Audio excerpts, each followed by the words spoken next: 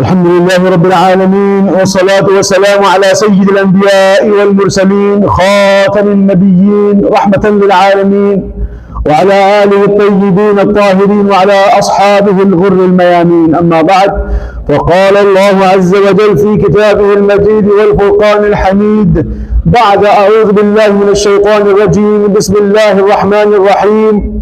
يا أيها الذين آمنوا اتقوا الله حق تقاته ولا تموتن إلا وأنتم مسلمون. وقال الله في مقام آخر: يا أيها الذين آمنوا اتقوا الله وقولوا قولا سديدا يصلح لكم أعمالكم ويغفر لكم ذنوبكم، ومن يطع الله ورسوله فقد فاز فوزا عظيما. وقال الله عز وجل: ولن ترضى عنك اليهود ولا النصارى حتى تتبع ملتهم، قل إن هدى الله هو الهدى ولئن اتبعت أهواءهم بعد الذي جاءك من العلم ما لك من الله من ولي ولا نصير. صدق الله العظيم وصدق رسوله النبي الكريم، ونحن على ذلك لمن الشاهدين والشاكرين، والحمد لله رب العالمين. Dear respected brothers and my elders, Assalamu alaikum wa rahmatullahi wa barakatuh. What we find today in between what is very clear and in between what is not so clear, what is absolutely oblivion to us, what we find between what is absolutely haram and what is absolutely fard. There's a lot of gray area. And there's a lot of darkness in that gray area. There is a lot of confusion in that gray area. The in-between what is very clear and what is absolutely unclear. What is absolutely unclear we don't know, and what is absolutely clear and required we have to follow. What is absolutely clear and prohibited we have to stop. This is the understanding of our deen. And what is in between, you have to follow the uswa, the teachings of Sayyidina Rasulullah. We have to follow sunnah of Sayyidina Rasulullah. We have to follow the sunnah of the atba' al-Nabi sallallahu alayhi wa sallam, those who follow Sayyidina Rasulullah to this day. Be it the ulama, the mashayikh, the sufiya, what have you, the ulama rabbaniyun. What is crucial to understand is that in those gray areas, if we fall trap to that darkness, then that could also lead us into Jahannam, the hellfire. One of the major identifiers, one of the major aspects of that in-between gray area is the blind taqleed, the blind following of something. Now, I'm not talking about the taqleed of the A'immah al-Arba'a, Imam Abu Hanifa, Imam Malik, Imam Shafi', Imam Ahmad ibn Hanbal. I am not referring to the taqleed in the Masail Fiqhiyya, in the Islamic jurisprudential matters. Those you have to have taqleed. Those you have to follow the research of someone who has done a comprehensive study of Quran and Sunnah and Seerah and the Arabic grammar, the understanding and the purview over all of the deen. Obviously in aqaid, in creed, in belief there is no taqleed, but there is taqleed in the a'mal, in the fiqh. But that's not what I'm talking about. That is not the topic for today. I'm talking about the blind taqleed that we have of the celebrities, of the famous people around us. The clothes that we wear, the lifestyles that we like to emulate, that is the blind taqleed that we are referring to. The blind taqleed is the taqleed that you find celebrities, stars, when they come out of their homes and they're dressed in a certain way. We tend to copy them blindly. We make them as our uswa. We make them as our role models. Our women make their women as their role models in makeup, in fashion, in design, in what kinds of clothes they wear. Our men make again, the common celebrities, non-Muslim celebrities, those who have nothing to do, who live hedonistic lifestyles, who live their lifestyles in haram day in and day out. The food that they eat, the drinks that they consume, the lifestyles that they live, the activities that they go through, all of that is haram. But we have made them as our role models, as our uswa. We tend to follow them, we tend to emulate them, we tend to copy them, we tend to look to see what they are doing, what they are eating, the kind of cups they are using for their coffee, the kind of brands that they are wearing, the kinds of brands that they are going to for even food in restaurants. Everything is for them. So this is the blind taqleed that we are talking about, where we are going astray after that. What happens is that when you copy them, when you continue to emulate them, you become like them. Now let me clarify one thing. I'm not referring to the pants and shirts that you are wearing. No, that's not it. The pant and shirt, the trousers, the t-shirts that you're wearing, this is am. Everybody wears it now. It is not a particular religion that wears it. It is not a particular culture that wears it. The Arab culture, they wear pants and suits and ties. They even go to Jum'ah Salat in Azhar, in Egypt and in other Arabian Muslim countries, in the Asian countries. So it's not the pants and shirts, the outfits and attires that the Westerners wear, which is also common amongst the Easterners, if you will. That's not what I'm referring to. What I am referring to is when you wear those things, emulating them. For example, the common ones, the tight t-shirts, the tight jeans pants, the tight trousers that you wear. A woman who have some semblance of iman, they have a scarf on them. But then what do you observe? Even if you don't want to, is their tight fitting clothes. So they are trying to be religious by having a scarf on, yet their outfits, their attires are so tight fitting that it is not awrah. Their awrah is not covered. What is supposed to be covered according to Islamic Sharia is not covered. Same thing applies for men. You cannot, I'm telling you, you cannot sometimes walk behind a man whose pants are so tight that the entire awrah is showing. And this is only because of their emulating the Westerners. It is not the pants and shirts that I'm questioning, because at-tashabbuh, many of the people have mistaken the understanding of that hadith. The Rasulullah is prohibiting us from performing tashabbuh, copying the non-Muslims. It is copying the non-Muslims in their religious traditions, which are signs of their faith. For example, wearing a cross, or cutting your hair in such a way where you have the whole head shaven off, but one tuft of hair, chutiya, one bunch of hair that is coming out. That is what is haram, because that is a representation of a particular faith.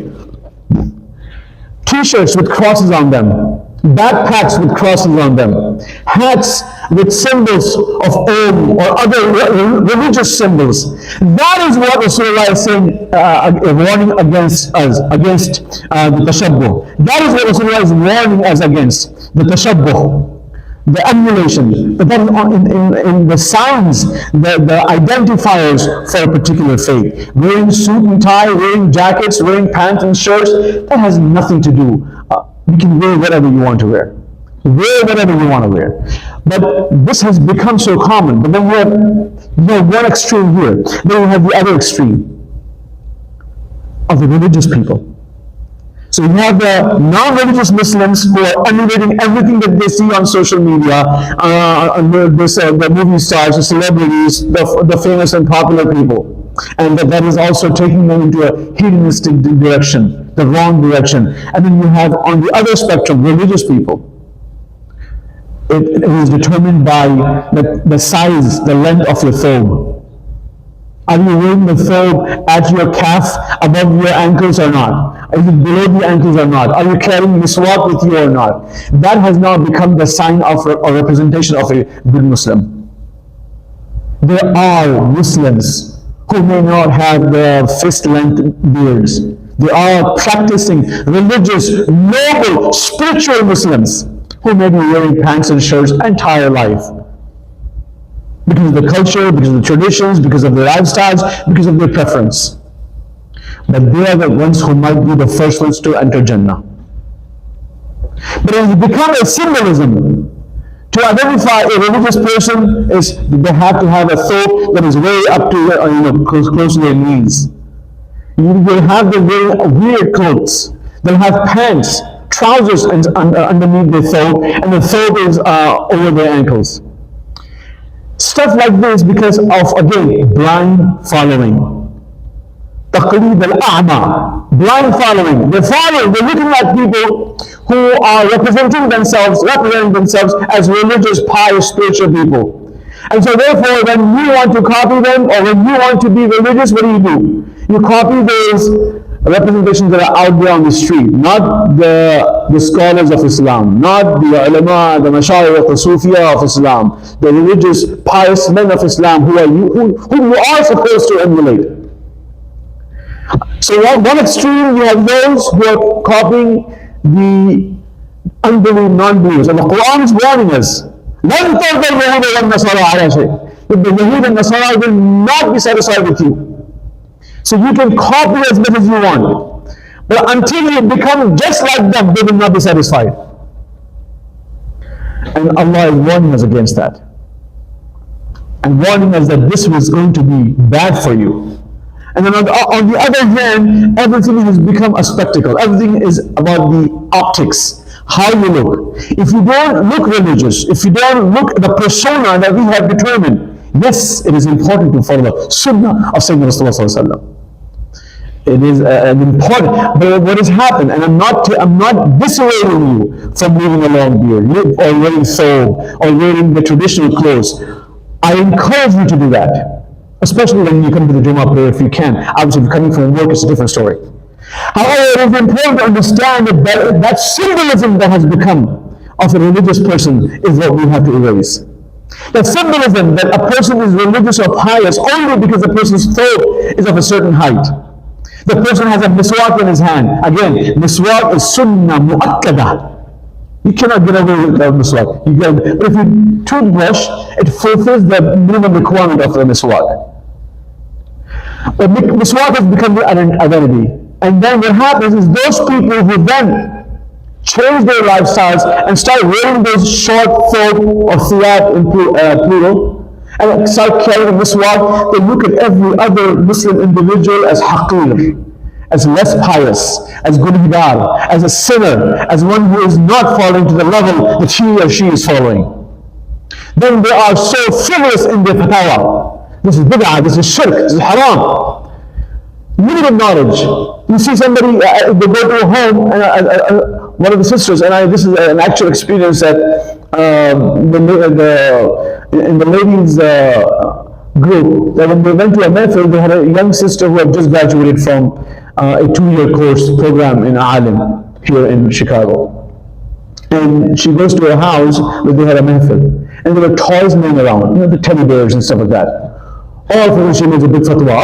Teddy bears haram, move it, you can't play namaz. Allahu Akbar, where is that from? Having teddy bears or photos on the floor, it does not mean that you cannot pray. When can't you pray? When it is a makruh tahrimi, for instance. It is when you have a photo of someone hanging on the wall, on a pedestal, in a place of respect, in a masjid, or a place where you are praying salah. That's when it becomes makruh. But if the toys with the faces of baby dolls, if they are on the floor, laying around, that is not going to prohibit you or make you a salat batil. But again, everything that is symbolism, everything that is taking the limited information and making that the end all be all of our deen. We need to realize that our deen is not limited to optics, but at the same time, our deen is not so weak that we can let lose our youth to follow any role model that there is. Let's identify who the role models are. Not the famous and popular people, but those men and women of Islam who are also by their appearance and by their amal. Obviously, Allah is not going to hold you accountable if you wear a thobe or if you wear a jeans pant. But Allah subhanahu wa ta'ala is going to hold you accountable if you haven't prayed salat, if you have not, or if you have performed the siyam of Ramadan, if you have not given charity, when your brother is hurting, if you haven't done anything for it. There are things that are in your capacity, and there are things that are not in your capacity. The things that are not in your capacity, you will not be held accountable for. Allah says in the Quran Kareem, لا يكلف الله نفسا إلا وسعها. Allah subhanahu wa ta'ala will not hold you accountable, will not test you, will not question you about that you don't have the burden for. But stuff that is in your control. We cannot do what is happening in Gaza. We cannot do or make any influence about the slaughter of Muslim by a Muslim in Sudan over gold and oil. That is fueled by those who have nothing to do with their tradition, who have nothing to do with their religion, who are not even their neighbors.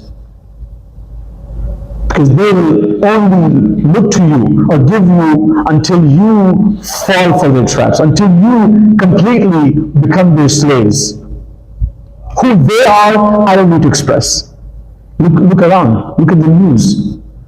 Look what's happening. So we are not held accountable for what we cannot do. But what we can do is, that is in our power, is to talk about it. Is to influence people, to understand or influence those who are in power to do something about it.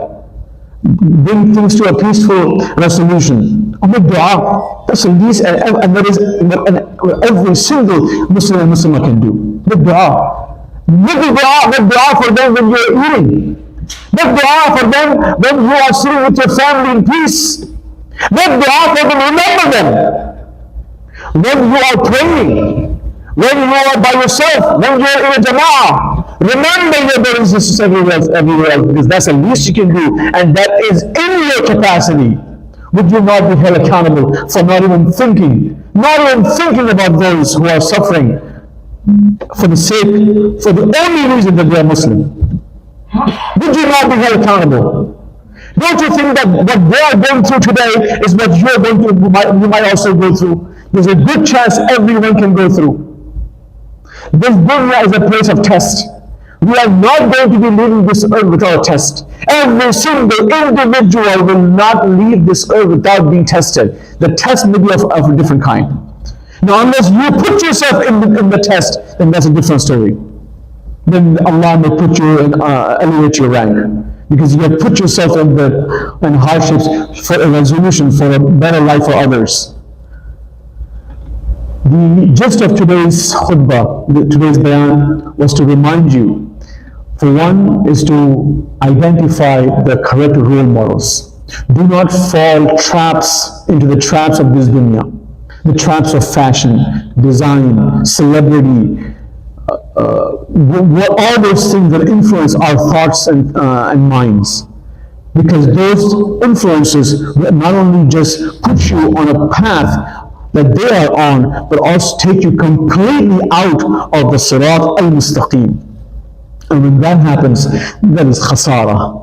That is a complete loss. A loss in this dunya and the akhirah. And we seek Allah's refuge and forgiveness from any kind of loss in this dunya and akhirah. And we ask Allah subhanahu wa ta'ala to hold us steadfast on the Sirat al-Mustaqim. Ma alayna illa al-balagh, wa sallallahu ala Sayyidina Muhammadin wa ala alihi wa sahbihi ajma'in.